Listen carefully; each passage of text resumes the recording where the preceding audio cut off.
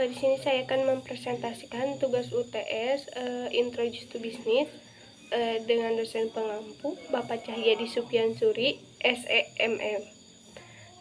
Sebelumnya, perkenalkan nama saya Kurniasi dengan NIM 2022-01048. Usaha kaki lima yang saya akan dirikan di depan kampus yaitu nasi goreng.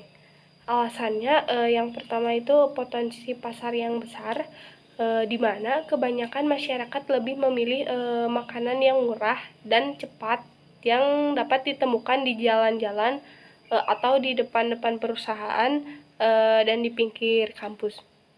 Hal ini mempengaruhi banyaknya permintaan akan makanan kaki lima. Selain di zaman yang digital, pengusaha kaki lima dapat memanfaatkan media sosial untuk mempromosikan produknya. Hal ini tentunya dapat menjangkau konsumen yang lebih luas. Terus yang kedua ada modal yang rendah. Banyak pedagang kaki lima yang memulai bisnisnya dengan modal yang rendah. Hal ini dikarenakan tidak adanya sewa tempat seperti pada bisnis lain yang harus menyewa tempat seperti kayak restoran atau kafe-kafe kayak gitu. Terus yang ketiga itu ada waktu. Pengusaha kaki lima dapat memiliki jam kerja sesuai dengan kebutuhan mereka, di mana ada beberapa yang berjualan di pagi hari dan ada juga yang di malam hari. Ada 3 keputusan bisnis yang implementatif dalam berbisnis. Yang pertama itu ada keputusan manajemen. Keputusan manajemen adalah salah satu aspek yang paling penting dalam menjalankan keputusan usaha. Keputusan ini mempengaruhi kepada pemasaran dan keuangan. Dalam keputusan ini ada beberapa faktor yang harus dipertimbangkan dalam menjalankan usaha, seperti SDM dan resiko. Yang kedua ada keputusan pemasaran, di mana keputusan yang berkaitan dengan strategi pemasaran terhadap suatu produk atau jasa. Hal ini seperti menentukan harga jual dan promosi. Pengambilan keputusan didasarkan pada mempertimbangkan kebutuhan dan analisis pasar. Yang ketiga, kebutuhan keuangan, di mana keputusan yang berkaitan dengan pengelolaan keuangan perusahaan, seperti investasi, dana perusahaan, dan pengelolaan lainnya. Pengambilan keputusan ini harus mempertimbangkan potensi keuangan dan setiap tindakan keuangan yang diambil. Pemangku kepentingan dalam usaha kaki lima dan mengapa harus memperhatikan para pemangku kepentingan. Yang pertama itu ada pemilik usaha kaki lima adalah pemangku kepentingan yang paling penting karena pemilik kaki lima adalah orang yang mempunyai modal dan yang mengelola usaha. Yang kedua ada pekerja kaki lima adalah orang-orang yang bekerja di bawah pengelolaan pemilik usaha kaki lima. Yang ketiga ada pelanggan adalah sumber pendapatan utama bagi para pelaku usaha. Yang keempat ada pemasok adalah orang yang menyediakan bahan-bahan yang dibutuhkan oleh para pelaku usaha. Yang kelima ada komunitas lokal, adalah orang-orang yang membantu dan mempromosikan bisnisnya dan memberikan dukungan adanya komunitas ini untuk saling bertukar informasi dan pengalaman dan memperluas wawasan. Nah, di sini ada sebuah usaha harus memiliki tanggung jawab sosial terhadap lingkungan. Yang pertama itu cara menampilkan tanggung jawab sosial terhadap pelanggan. Yang pertama itu menjaga kualitas produk agar perusahaan bisa memastikan bahwa produk atau layanan yang diberikan sesuai dengan standar yang telah ditetapkan dan dapat memenuhi kebutuhan pelanggan dengan baik.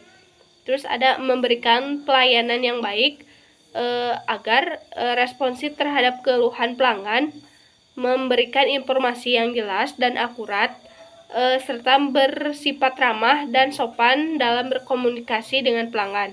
Terus yang kedua, cara menampilkan tanggung jawab sosial terhadap karyawan.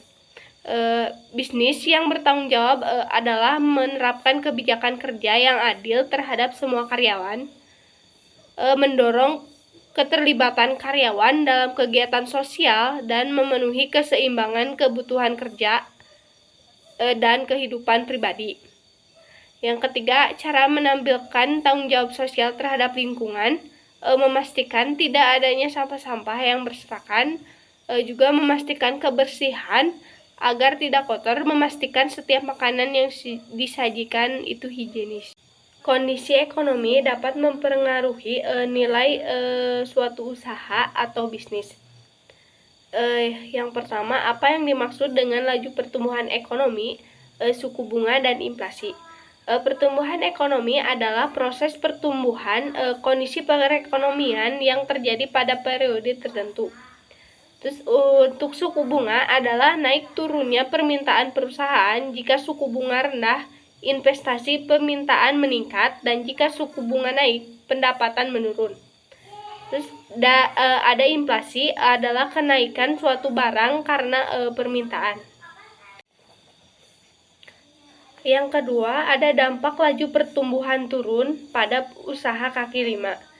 Saat LPE naik, banyak orang merasa lebih banyak uang untuk berbelanja. Hal ini dapat berdampak positif pada usaha kaki lima karena permintaan akan produk naik. Selain itu, saat LPE naik, investor cenderung lebih tertarik untuk menanam modal. Terus hal ini dapat membuka peluang terhadap usaha kaki lima untuk mendapatkan modal dan meningkatkan usahanya. Saat LPE turun, daya beli masyarakat juga menurun.